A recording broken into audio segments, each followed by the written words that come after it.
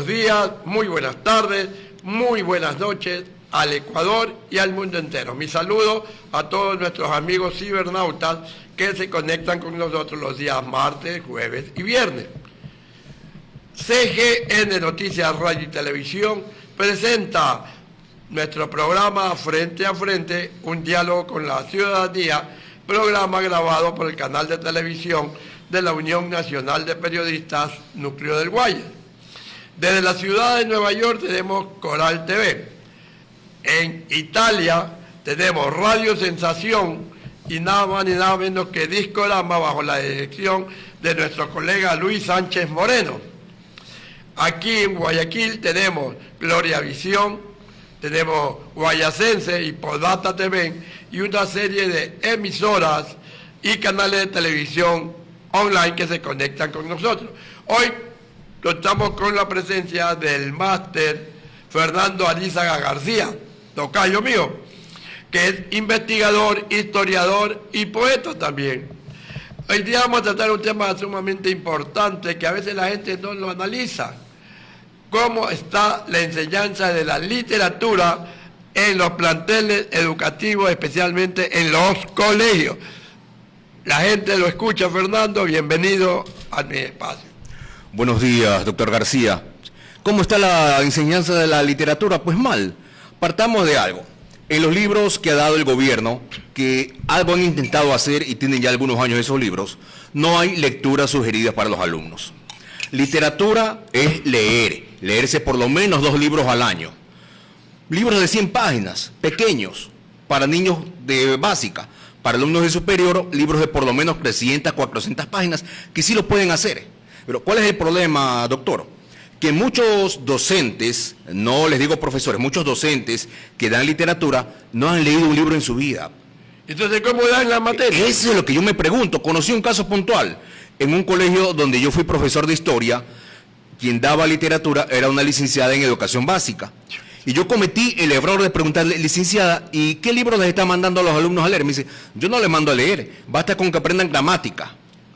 No tiene nada que hacer la gramática, es bueno tener buena ortografía y todo eso, así pero es. No tiene nada que ver con la historia.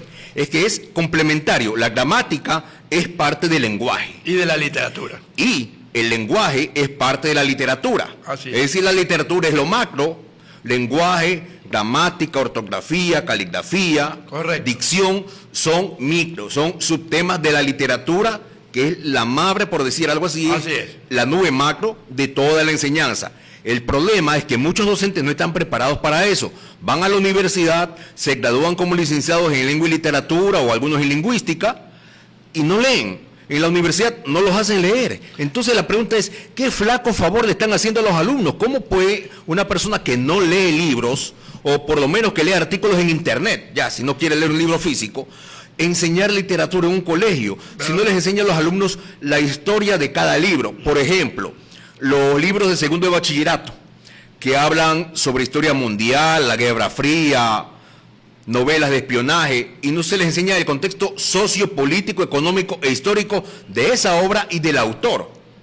Usted sabe que el análisis de un libro se hace de 2 maneras. Ya. Primero, que es independiente, análisis del autor, socioeconómico, político, histórico del autor. El que es dependiente, el análisis sociopolítico, económico, histórico de la obra. Entonces se vincula al autor con la obra. ¿Qué pasó históricamente cuando ese autor estaba vivo? ¿Qué época le tocó vivir? Y en la historia, a ver, este libro, ¿en qué marco histórico se enmarca? ¿Qué tipo de economía se describe ahí? ¿Economía utópica, distópica, economía socialista, feudalista? ¿De qué estamos hablando? Por ejemplo, los libros de Ken Follett, por ejemplo, El umbral de la eternidad o Los pilares de la tierra, se habla de la época feudalista en Inglaterra. Entonces, el contexto sociopolítico, histórico, económico de esa obra es el feudalismo. Ya. Y del feudalismo se van derivando las diversas partes, lo social, lo histórico, lo político. Así es. Y el autor, bueno, Ken Follett es ateo. ¿Qué contexto ha vivido Ken Follett? Su contexto económico, él estudió periodismo, me parece, o lingüística. Ya. ¿Cuál es su contexto económico? ¿Cuál es su contexto social? Ya sabemos que es ateo, entonces del ateísmo derivemos todo lo que ha tocado vivir a Ken Follett. Y de esa manera se hace un análisis literario. Es una matriz que debe hacer cada profesor colocarla en el pizarrón y que los alumnos esa matriz la vayan llenando en sus cuadernos. Disculpa que lo interrumpa, Sí. Fernando, pero también yo creo que los profesores o docentes se han puesto muy cómodos en la actualidad. Como ya hay el internet, le dicen, baje el Don Quijote de la Mancha, cojan, vean el Quijote, entren a la IA, y entonces ya no leen. No te leen el Quijote de la Mancha, sino que leen el resumen del Quijote de la Mancha que le da la IA. Pero él no lee la obra como cuando nosotros éramos estudiantes en los colegios. Yo cuando estudiaba en mi colegio me mandaban a ver hasta los hermanos Karamazov. Yo los leía en la obra y me decían, haga un resumen de los hermanos Karamazov. Fyodor Dostoyevsky, novela psicológica. Así es. ¿Cuál es el problema? La IA es una herramienta que se debe utilizar y saber cómo utilizarla. Por Correcto. ejemplo, yo me leo Los hermanos Karamazov de Dostoyevsky. Ya. Analizo que es novela psicológica, que es la característica de Dostoyevsky. Ya. Eso no hay discusión. No, ahí no. Dostoyevsky es novela psicológica. Si no lo entienden así, están perdidos. Entonces, una vez que he leído la obra, voy a la IA y les alimento a la IA con un prompt. En base al texto que he leído, Claro. Los hermanos Karamazov de Fyodor Dostoyevsky, punto seguido, novela psicológica, punto seguido, y en base al resumen que te estoy adjuntando, y le adjunta una parte de lo que haya buscado en internet, punto seguido, por favor, elabórame un contexto y un marco teórico, punto, un organizador de ideas, punto, y 5 preguntas clave en base a la obra, punto, que esto sea dirigido para alumnos de primero o segundo de bachillerato con el marco curricular vigente en la República del Ecuador, punto. Le doy enter a ese prompt y en base a ese prompt que he dado, la inteligencia artificial me bota el organizador de ideas, las preguntas y un marco referencial. Y para eso sirve la IA, no para leerme la obra. Yo me leo la obra yo. Claro. Y una vez que yo he leído, puedo alimentar a la inteligencia artificial para que me dé un resultado adecuado. Si yo no he leído, discúlpeme, como puntos suspensivos voy a esperar que la IA me dé una respuesta si yo no sé de qué estoy hablando. Claro, yo me acuerdo de otra obra muy buena, que cuando yo estudiaba literatura en el colegio, El mío Cid. Cantar del Music Anónimo. Yo me acuerdo hasta ¿cómo se llamaba el caballo? Babieca se llamaba. Babieca, y así él era es. Rodrigo Díaz de Vivar, y de esposa era Jimena. Todavía me acuerdo. Así es, novela española del género caballeresco, novela de aventuras que se enfoca en la época medieval, si mal no recuerdo. Claro, y se la llevó hasta el cine, me acuerdo, con Charlton Heston y con Sofía Loren. Pero eso no hablamos, y ahora que usted me habla de cine, hay muchas películas basadas en libros Muy que buenas. son para segundo de bachillerato, específicamente esas obras, y ya vamos a dar la lista de libros que se deben leer desde octavo a tercero. Ya. Ya la tenemos aquí elaborada.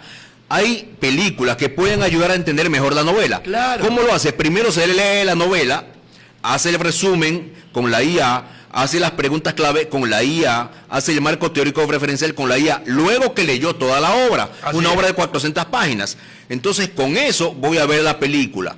Veo la película Hay y analizo complemento. si las preguntas que tengo aquí responden a lo que está en la película. Y al ver la película, elaboro yo mismo unas 5 preguntas más y luego eso voy a discutir en clase con mi profesor y mis compañeros, y con eso se hace un debate adecuado, se discute la obra, se ve cuál es el contexto político de la obra, qué es lo que vivió el autor. Por ejemplo, Tom Clancy y La Casa del Octubre Rojo, una novela clásica Sí. de la literatura de espionaje, y una novela clásica que no me acuerdo, Harrison Ford Harrison Ford. fue el que protagonizó una de las películas de Tom Clancy haciendo el personaje de Jack Bryan. Sí. Y con eso puedo entender mejor la literatura. ¿Usted cree que los alumnos, si hacen ese ejercicio, no les va a gustar leer, ir a Claro. debatir, defender sus ideas? El problema es que los mandamos a leer cualquier libro, cualquier basofia, y los alumnos se cansan, obviamente. En la universidad, a mí me mandaron a leer 3 libros que fueron una porquería. Y no valían para nada. En primer año, la profesora de lenguaje y literatura, 3 libros, yo que me había leído 400 libros en esa época. Sí. Y dije, ¿y qué es esta porquería? Autores desconocidos. No lo conocía nadie. Así es, las obras no las conocía. Uno, Brad Bradbury, nos mandó a leer la novela Fahrenheit 451. Buena novela. El problema es que Fahrenheit 451 está basada en lo que hizo George Orwell en 1984 de novela distópica. Ya. Y cuando yo le pregunto a la profesora qué relación había entre Bradbury y Orwell, No sabía. me dice, no existe. Y le digo, ¿cómo? Me dice, no, autor que tú dices no existe esse Orwell. ¿Cómo que Y le digo, no? ¿cómo? Entonces llevé el libro que tenía en mi casa y le digo, disculpe licenciada, aquí está, George Orwell, 1984, novela distópica. Y me dice, entonces Orwell le copió a Bradbury. Y le digo, disculpe, Bradbury, y le enseño, Bradbury publicado en tal fecha, Orwell publicado en tal fecha, como 10 años antes. ¿Quién le copió a quién? La profesora se quedó como loca, me dice, estás equivocado. Es que ellas no aceptaban que les corrijan porque tenían que estaban endiosados. Como eran profesores de la universidad, ellos creían que tenían la última palabra, y eso es la realidad. Así es, y le pregunté, cometí el error de preguntarle sobre Frederick Forsyth. ¿Quién es Frederick Forsyth? Periodista británico que estuvo en las guerras de Biafra en la secesión de 1962 de Katanga, en África, y fue además espía para el Servicio de Inteligencia Exterior británico, el MI6, y él escribió algunas novelas basadas en su experiencia como espía y como periodista. Una de ellas, la novela Chacal, que habla sobre el intento de magnicidio al presidente Charles de Gaulle de Francia por la organización terrorista OAS, y que no se pudo completar este asesinato. De Gaulle murió en su casa de viejo por la labor de un policía de lo último, pero que era súper inteligente, y consiguió descubrir quién era este señor el Chacal. Le comenté sobre, me dice, no existe eso que te estás diciendo. Sí. Le digo, ¿cómo? Le digo, Forsyth tiene más de 10 novelas, me dice, no existe. Yo no lo conozco. Es que no leen, güey. Y yo dije, y usted me da literatura, por Dios, y me pusieron lo mínimo, 7. Es que cuando ya se dan cuenta que el alumno sobresale al maestro, debería sentirse hasta más feliz, ¿no? Pero no, aquí es al revés. Aquí, no, me está opacando, le voy a poner lo mínimo para que pase. Así es. Puedo mencionar a 2 grandes profesores que tuvo, el psicólogo Ángel Salinas y el doctor Alfredo Llerena. Con los 2 salí exonerado en los 2 semestres. Yo nunca di examen con ellos. Porque ya sabían que yo había trabajado en varios medios de comunicación y en clase yo demostré lo que sabía. Claro. Otro profesor que me dio taller de radio en tercer año, el licenciado Fernando Brenón Alvarado, también salí exonerado. Todos mis compañeros tuvieron que dar examen. El licenciado Brenón me exoneró. ¿Por qué? Porque yo ya había probado en Derecho y en el curso lo que yo sabía de radio y lo que sabía de literatura. Claro. Pero por Dios, si los profesores no leen, ¿qué flaco favor pueden hacer? Vamos al ministerio. La ministra de Educación ahorita, Gilda Alcíbar, ¿sabe algo? Me parece que se llama. Es licenciada en Periodismo Internacional de una universidad privada. Ya. Tiene masterado y tiene un PhD en La Habana. En La Habana. Primera pregunta, si es de universidad privada, ¿por qué, punto suspensivo, va a La Habana, que es un país comunista? ¿Por qué no se fue a Estados Unidos, España, a países de su tendencia, una universidad privada, pero fue a la Universidad Pública de La Habana? ¿Por qué? Segundo, no tiene ninguna experiencia en medios de comunicación ni en docencia. Ni escrito, capaz. Fue administradora de la UES, administradora de la Católica y de la Ecotec, si mal no recuerdo. Estaba viendo el perfil de ella en LinkedIn. Ya. Y ahora es ministra de Educación. Lo que no dice el perfil de ella es que ella ha trabajado en radio, en televisión, que haya escrito algún artículo, que haya publicado algo. No dice nada de eso. Entonces mi pregunta es, si es solo administradora, ¿qué experiencia tiene? Claro. Decía Blanca Salazar, el verdadero periodista es el que gasta la suela de los zapatos y no el asiento del pantalón. Bueno, Blanca Salazar dijo el fundillo, yo le digo el asiento del pantalón. Si no has ejercido el periodismo en la calle, ¿cómo puedes pretender ser administrador? Si no has sido profesor de aula, ¿cómo pretendes ser administrador de un ministerio? Claro. No puedes. Por eso es que ni se la conoce a la señora. Yo tuve que buscar en internet a ver si existía primero ministro de Educación en Ecuador. Ahora, usted dígame, si ella es la ministra de Educación, ¿qué enseñanza, qué libros, qué programas les está dando a los colegios y a las escuelas, pues? Lo mismo me pregunto yo. Yo quisiera que el ministerio diera una lista de libros sugeridos para 8º, 9º, 10º y bachillerato. Que dijeran, a ver, estos libros son los que se sugiere. Y señores docentes, por favor, los pueden descargar. Que el ministerio tenga los libros disponibles para descargar desde su plataforma, para que a los profesores y los alumnos no les cueste un centavo. Puedan descargar, leer el libro, tener las guías analíticas, la guía que les estoy indicando del contexto histórico del autor y de la obra, para que los alumnos puedan entender, que los profesores tengan esas herramientas para dar clase. Claro. Pero no hay eso, no hay nada. Los libros están desactualizados, por Dios santo. Entonces la enseñanza de la literatura a nivel público y privado es deficiente. Yo le voy a decir algo. Como están votando a docentes en la escuela y en los colegios, más en los colegios, los están desocupando y los mandan a su casa. ¿Qué pasa? Lo votan al profesor de literatura. Chuta, ¿quién lo ponemos? Este es el profesor de educación física. Eso le iba a decir. Y viene el profesor de educación física y da literatura. Y él no tiene la culpa. No. Tiene la culpa es quien lo coloca a dar esa materia. Dice, lo que lo ponen es para que tape el hueco, así dicen, que tape el hueco, pero él no conoce la enseñanza de la literatura porque él no es su materia. ¿Qué me pasó a mí en una universidad? Mi contrato terminó y no me lo renovaron. Y yo cuando llegué di la materia de literatura universal en un curso. Ya. Y cuando yo salgo, ¿a quién ponen como reemplazo mío a dar literatura? A un ingeniero en diseño gráfico. Las alumnas que iban a ese semestre y iban a ver literatura me decían, máster, es que usted nos diera literatura. Le digo, pero ya no me renovaron el contrato, pues yo tengo un mes para estar nomás en oficina y me vuelvo a mi casa, me vuelvo a Guayaquil. Y después me enteré que ese señor no los había mandado a leer un solo libro. O sea, no sabía la materia, pero lo habían puesto ya a dar literatura universal. A tapar el bache porque ya lo sacaron a usted. Así es, sacaban al especialista y ponían a una persona que no daba el perfil para dar clases. Y eso está pasando en la universidad materia. también, le digo, en todas las facultades me dicen. Debe ser. Que están sacando y pónganlo ahí nomás, pónganlo ahí y rellénelo. Y a ver cómo usa. Entonces yo le digo, usted me decía que tenía una lista. Así es. Sería bueno que los amigos cibernautas que nos ven aquí sepan también, porque a veces mandan a los estudiantes a que vayan, se preparen, pero no los preparan a conciencia. Vamos a ver con la lista. Doctor Roldán, me ayuda. Vamos con la primera claqueta. Para octavo, Percy Jackson y los dioses del Olimpo, de Rick Jordan. Harry Potter, de J.K. Rowling. Las crónicas de Narnia, de C.S. Lewis. Vamos con la segunda. La materia oscura, de Philip Pullman. Cuatro lunas, de Laura Gallego. Cuento de Navidad, de Charles Dickens. Vamos con la siguiente. La isla del tesoro, de Robert Louis Stevenson. El elefante encadenado, de Jorge Bucay. Las aventuras de Pinocho, de Carlo Collodi. Siguiente. Alicia en el País de las Maravillas, de Lewis Carroll, maravillosa novela distópica. Caperucita Roja, de Charles Perrault. Blancanieves, de Jacob y Wilhelm Grimm. Sigamos. Mismo octavo, Hansel y Gretel y Cenicienta. También de Jacob y Wilhelm Grimm. Y el flautista de Hamelin, también de los hermanos Grimm. Sigamos. Finalmente, el último libro de octavo, El Principito, de Antoine de Saint-Exupéry, francés, novela distópica también. Vamos con noveno. El Hobbit, de J.R.R. Tolkien. La Teniente Farah, El Jardín de las Mentiras, de J.M. Córdoba. El desván de Tesla, de Eric Elfman y Neil Shusterman. Siguiente. El Juego de Ender, que hasta una película hay del Juego de Ender, de Orson Scott Card. Es maravillosa la película. Desconexión, de Neil Shusterman. Skyward, la estrella del abismo, de Brandon Sanderson. Siguiente. Legend, de Mary Lou. Yo Robot, de Isaac Asimov, maravillosa novela de fantasía. Crónicas marcianas, el único libro bueno de Ray Bradbury. Sigamos con noveno. Crónicas lunares, Cinder, de Marissa Meyer.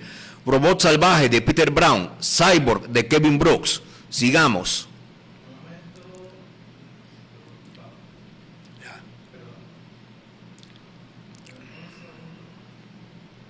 Bueno, todos esos libros... Sigamos con noveno. La Guerra de las Galaxias, de George Lucas, maravilloso. La Guerra de los Mundos, de H.G. Wells, maravilloso. La Máquina del Tiempo, también de George Wells. Sigamos. Y falta El Hombre Invisible, ahí está, de Herbert George Wells. Tres novelas maravillosas de fantasía, ideales para noveno de básica. Pero no les dan ninguna. No les dan nada, ni el agua le dan. Sigamos. Para décimo, Los Juegos del Hambre, de Susan Collins. El Corredor del Laberinto, de James Dashner. Divergente, de Verónica Roth. Sigamos. El Nombre del Viento, de Patrick Rothfuss.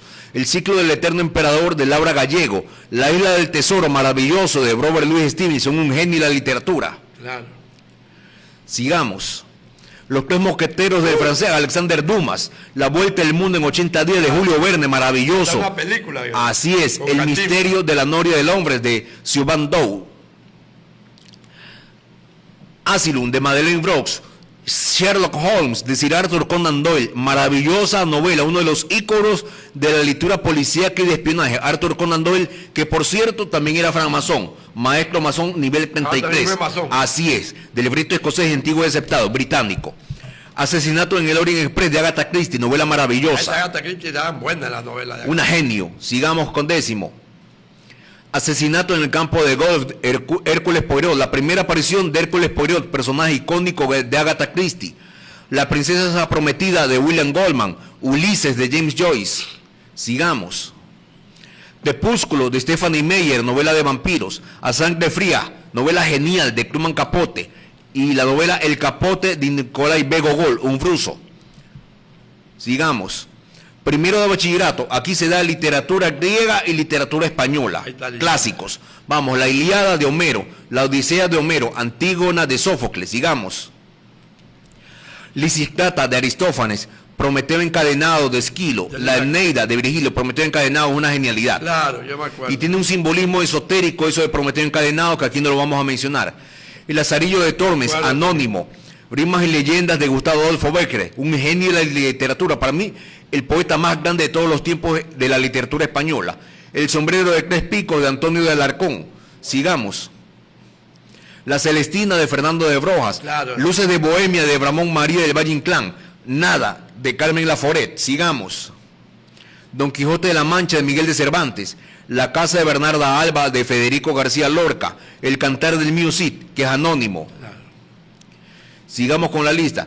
Fuente Ovejuna de Lope de Vega. La vida es sueño de Calderón de la Barca. La colmena de Camilo José Cela. Hasta ahí primero de bachillerato. Vamos con segundo de bachillerato. El extranjero de Albert Camus. 1984 de George Orwell, novela de distopía. Opuesto a lo que es la utopía. Son dos cosas diferentes que deberían dar en literatura. Crimen y Castigo, me acuerdo. Crimen y Castigo de Fyodor Dostoyevsky, maravilloso. Orgullo y Prejuicio de Jane Austen. Matar a un ruiseñor de Harper Lee. Frankenstein de Mary Shelley. La Metamorfosis de Frank Kafka. Un mundo feliz de Aldous Huxley. Aquí sí, Bradbury. Fahrenheit 451 en combinación con lo que hizo Orwell. Pero primero Orwell y después Bradbury. Sigamos. El retrato de Dorian Gray de Oscar Wilde. Cumbres borrascosas de Emily Bronte. Los crímenes de la calle Morgue de Edgar Allan Poe. Sigamos. Segundo de bachillerato, Pantelón y las visitadores, Mario Vargas Llosa. Y aquí viene lo interesante, que es mi época favorita, la novela de espionaje. El espía que surgió del frío de John Le Carré. John Le Carré ya murió en el 2020. Él fue espía para el Servicio Exterior Británico, el MI6, y él estuvo en Alemania en plena Guerra Fría, por los años 60 y 70. Él luego fue profesor en las universidades de Eton y en la Universidad de Oxford. Y cuando publica sus libros lo hizo con permiso del gobierno británico. Porque todo lo que él narraba era basado en su experiencia. Cuando un espía o un agente de Gran Bretaña publica algo, primero debe pedir permiso, debe presentar el manuscrito para que lo lean y ver si no está revelando algún secreto de inteligencia. Chacal de Freddy Forsyth. Sigamos. Juegos de Patriotas de Tom Clancy, tal vez el autor más prolífico de los Estados Unidos. Él fue asesor de inteligencia también para el gobierno de Estados Unidos hace años, asesor militar, aunque era civil. Y este es uno de los libros clásicos de Tom Clancy, aunque tiene como 20 libros, pero que hemos sugerido solamente uno. Vamos con tercero. Tercero de bachillerato. Literatura ecuatoriana e hispanoamericana.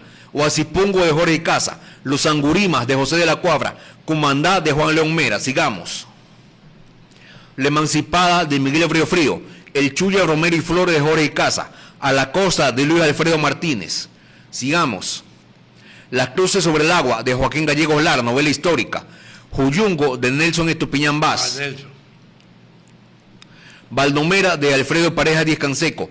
Entre Marx y una mujer desnuda de Jorge Enrique Adún. Boletín y elegía de las mitas de César Dávila Andrade.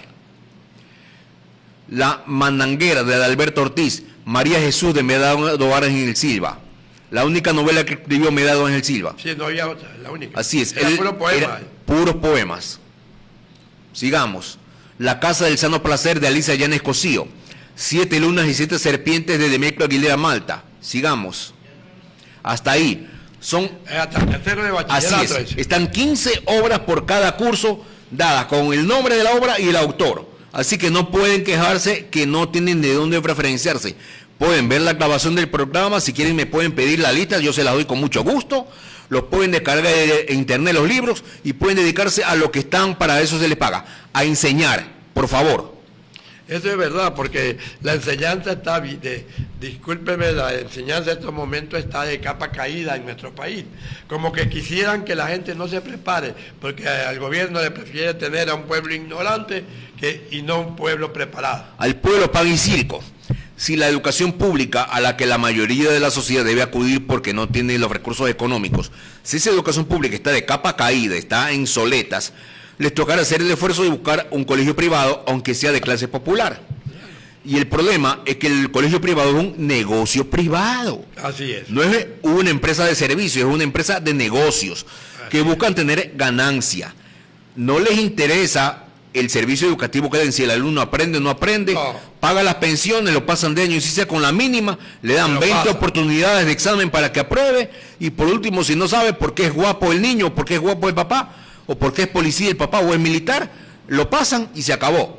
¿Y dónde está el servicio? Yo tuve problemas cuando fui profesor de literatura y de historia, porque yo era exigente, y a mí el que no me cumplía tareas se llevaba mala nota. Conmigo tenían que leer, y luego que leían, pararse al frente y exponer. Si no exponía el tema que se le había mandado, tenía 1. Y la gente tenía un temor para exponer. Yo me acuerdo cuando daba clases en la Facultad de Comunicación, los jóvenes no sabían ni siquiera pararse al frente a dar una exposición. Y eso se hacía desde el primer año, yo me acuerdo. ¿Y entonces por qué estudiaban comunicación? Y tenían un temor dirigirse a los compañeros, y era el curso que se daba. Entonces la gente a veces no está preparada. A veces tenían temor de pararse y coger un micrófono porque les daba temor, como que este aparato se les va a comer.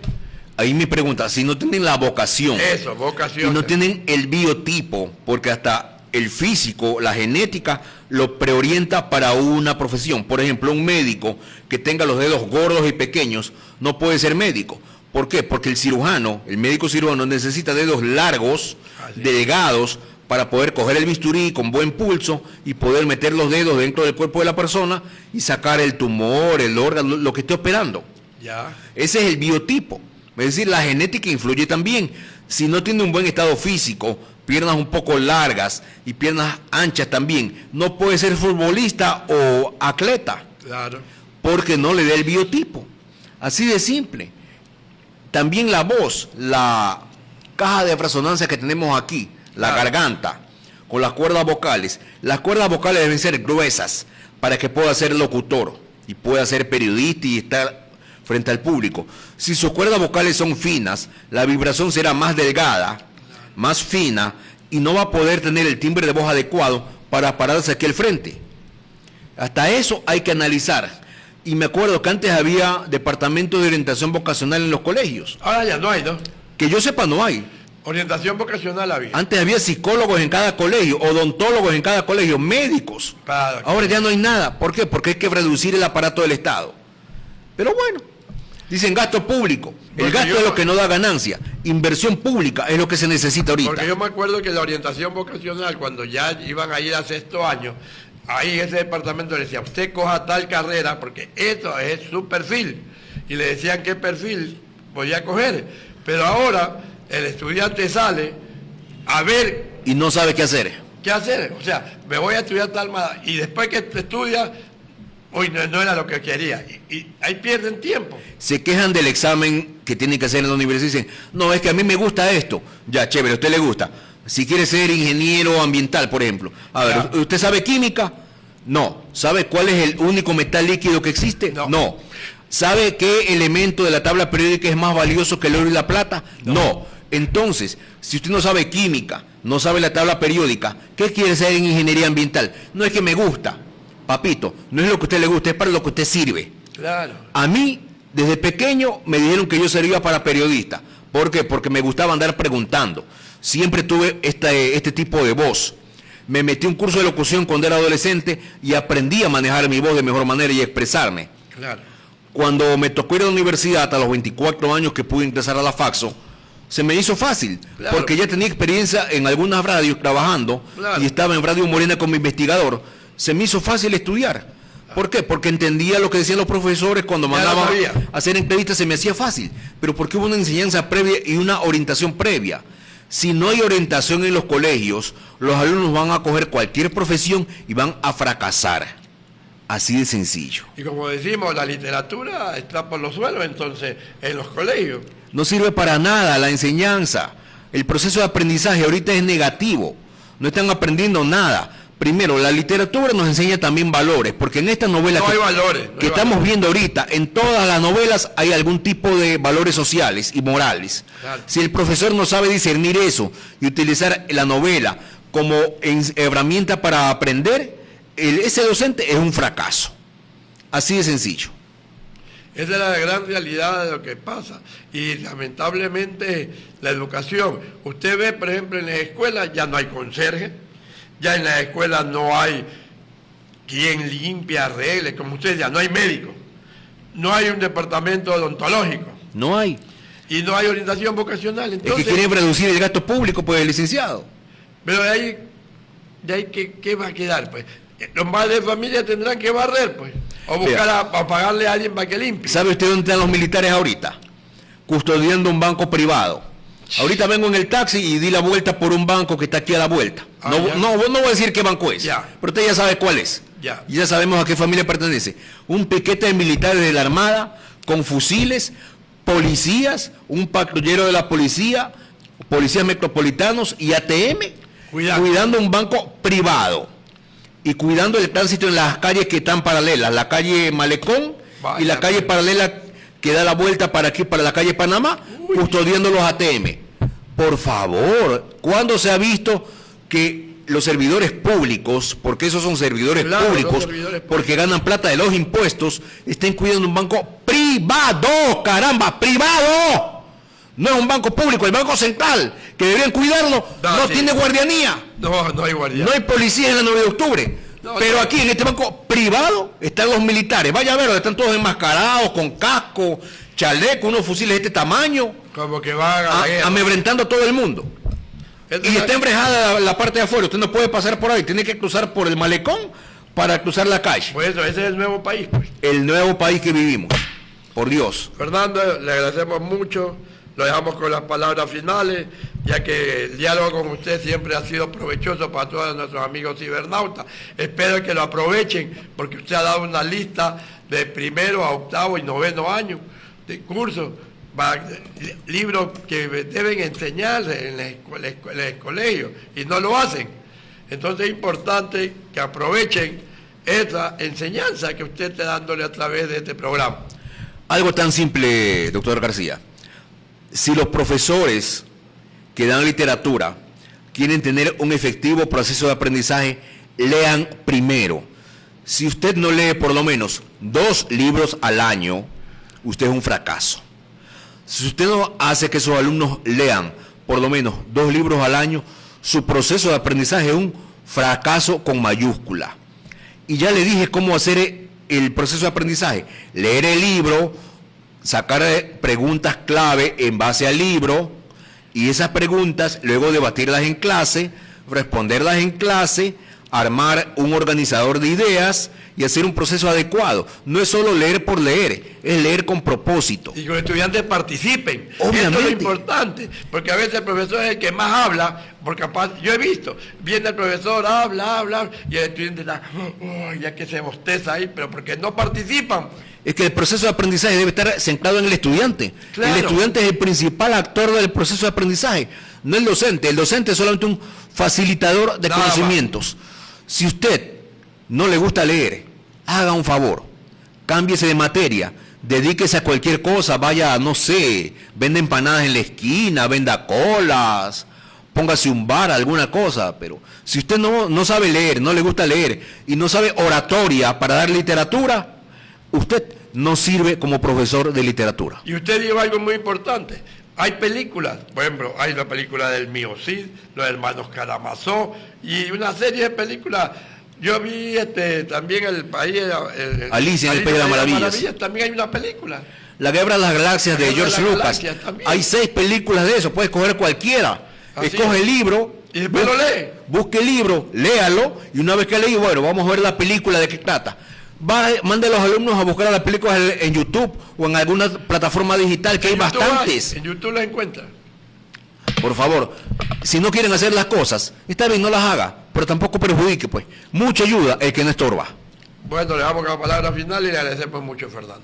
Señores docentes de literatura, Fernando Arizaga García se le está diciendo, aprendan a leer. Buenas tardes. Estuvo con nosotros el máster Fernando Arizaga García, investigador, historiador y poeta, con el tema la enseñanza de literatura en los colegios, que está por los suelos. Ya saben, prepárense para que sepan enseñar a los estudiantes en mejor forma. Hasta una próxima oportunidad y gracias, Fernando, tu colaboración.